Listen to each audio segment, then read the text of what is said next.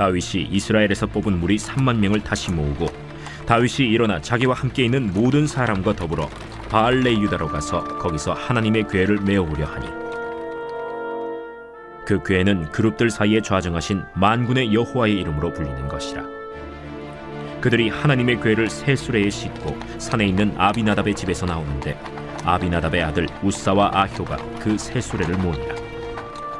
그들이 산에 있는 아비나답의 집에서 하나님의 궤를 싣고 나올 때에 아효는 궤 앞에서 가고 다윗과 이스라엘 온 족속은 잣나무로 만든 여러 가지 악기와 수금과 비파와 소고와 양금과 제금으로 여호와 앞에서 연주하더라. 그들이 나곤의 타작마당에 이르러서는 소들이 뛰므로 우사가 손을 들어 하나님의 궤를 붙들었더니 여호와 하나님이 우사가 잘못함으로 말미암아 진노하사 그를 그곳에서 치시니 그가 거기 하나님의 궤 곁에서 죽으니라. 여호와께서 우사를 치심으로 다윗이 분하여 그곳을 베레스 우사라 부르니 그 이름이 오늘까지 이르니라. 다윗이 그날에 여호와를 두려워하여 이르되 여호와의 궤가 어찌 내게로 오리오 하고 다윗이 여호와의 궤를 옮겨 다윗성 자기에게로 메어가기를 즐겨하지 아니하고 가드 사람 오벳 에돔의 집으로 메어간지라. 여호와의 궤가 가드 사람 오벳 에돔의 집에 석 달을 있었는데 여호와께서 오벳 에돔과 그의 온 집에 복을 주시니라. 어떤 사람이 다윗 왕에게 아뢰어 이르되 여호와께서 하나님의 궤로 말미암아 오벳에돔의 집과 그의 모든 소유에 복을 주셨다 한지라. 다윗이 가서 하나님의 궤를 기쁨으로 메고 오벳 에돔의 집에서 다윗 성으로 올라갈새 여호와의 궤를 맨 사람들이 6걸음을 가매 다윗이 소와 살찐 송아지로 제사를 드리고 다윗이 여호와 앞에서 힘을 다하여 춤을 추는데 그때 다윗이 배 에봇을 입었더라. 다윗과 온 이스라엘 족속이 즐거이 환호하며 나팔을 불고 여호와의 궤를 메어오니라. 할렐루야. 오늘 말씀 묵상과 함께 하신 여러분 모두를 주님의 이름으로 축복합니다. 오늘 하루도 주신 말씀 의지하여 승리하시기 바랍니다. 오늘 본문은 다윗이 하나님의 법궤를 다윗성으로 모셔드리는 장면을 기록하고 있습니다. 여러분 잘 아시다시피 하나님의 궤를 옮기다가 우사가 죽는 일이 벌어졌죠. 법궤를 옮기다가 하나님의 심판받아 사람이 죽기까지 하게 되었다면 무엇이 문제였는지 이 본문의 뜻을 더 잘 이해하는 것이 중요하다는 생각이 듭니다. 구약에서 법궤 이동은요, 곧 하나님이 직접 행차하시는 것으로 묘사됩니다. 그 법궤를 잘 모시도록 정해주신 방법이 하나님의 법궤를 제사장이 매는 겁니다. 다윗도 이를 잘 알고 있었습니다. 본문 2절 말씀을 보시면요, 다윗이 일어나 자기와 함께 있는 모든 사람과 더불어 바알레 유다로 가서 거기서 하나님의 궤를 메어오려 하니 그 궤는 그룹들 사이에 좌정하신 만군의 여호와의 이름으로 불리는 것이라. 아멘. 다윗이 하나님의 궤를 메어오려고 했다라고 성경이 기록합니다. 메어야 함을 알고 있었다는 겁니다.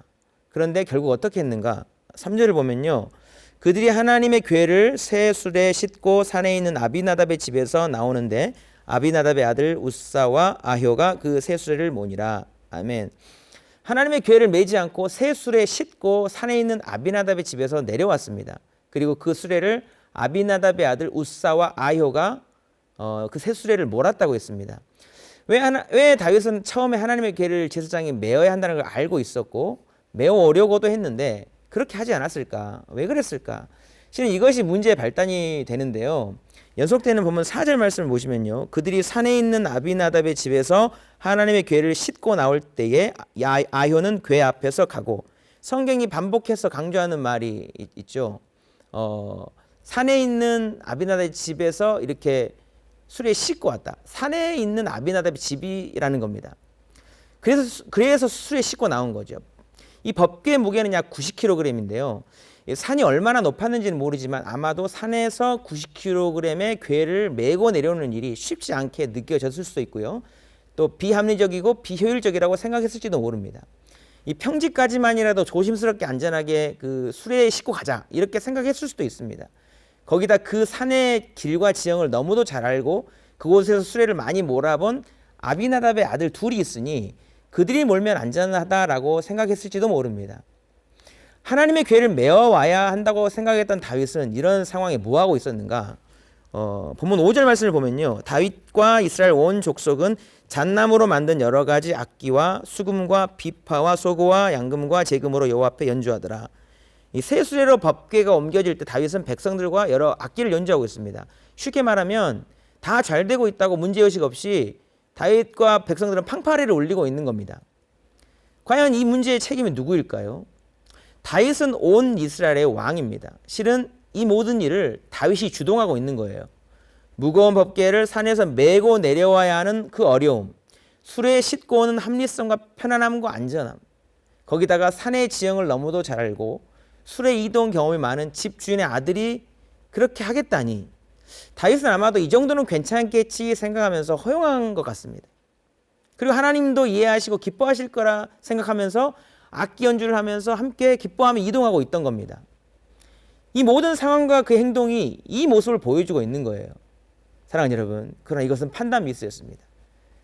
그가 하나님의 말씀과 사람의 소리와 상황 사이에서 타협한 것이 얼마나 어리석었는지를 하나님은 소 한 마리의 액션을 통해서 나타내 보여주십니다.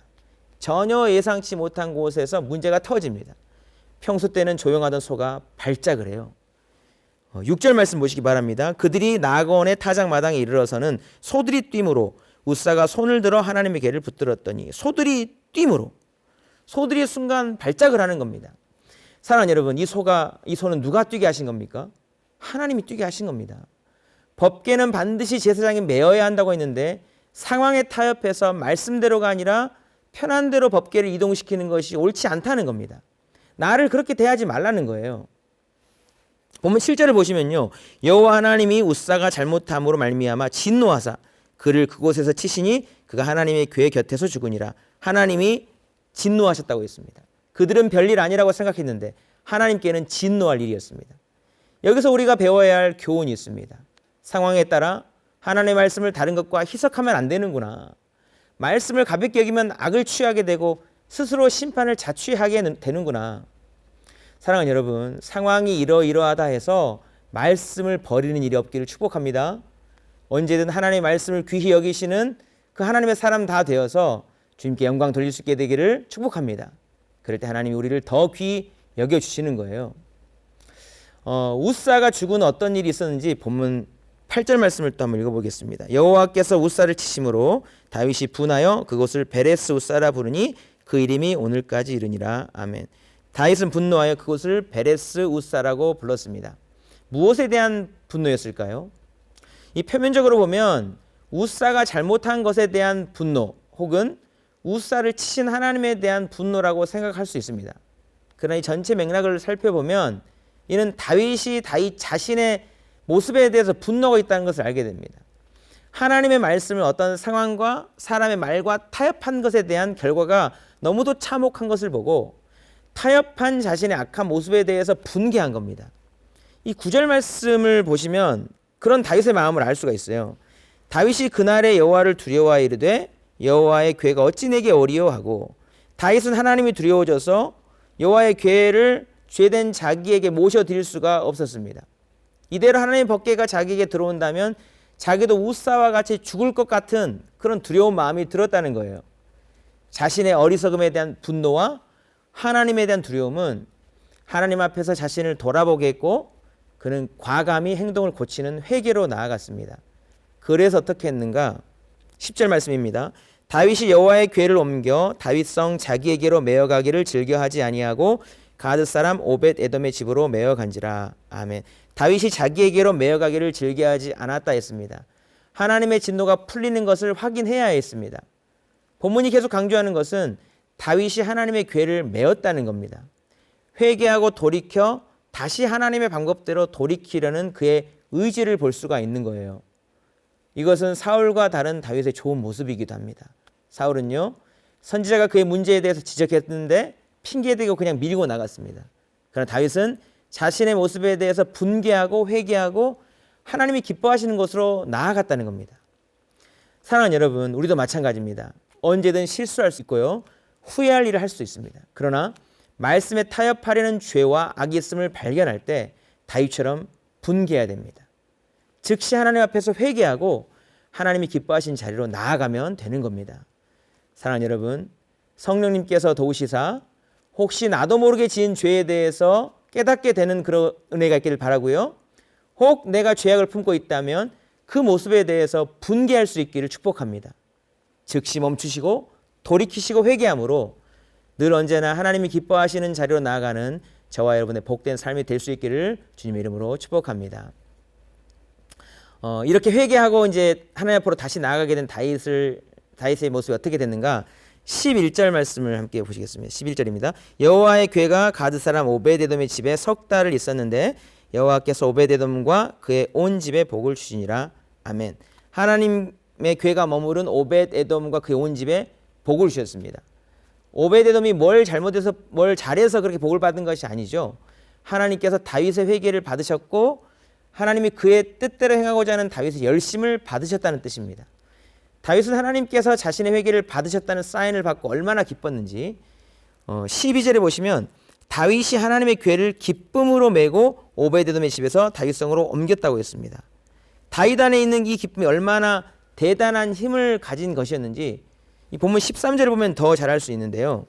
여호와의 궤를 맨 사람들이 6걸음을 가매 다윗이 소와 살찐 송아지로 제사를 드리고, 그러니까 궤를 맨 사람들이 6걸음을 가면 다윗이 거기서 멈춰서 살찐 송아지로 제사를 드렸다 했습니다.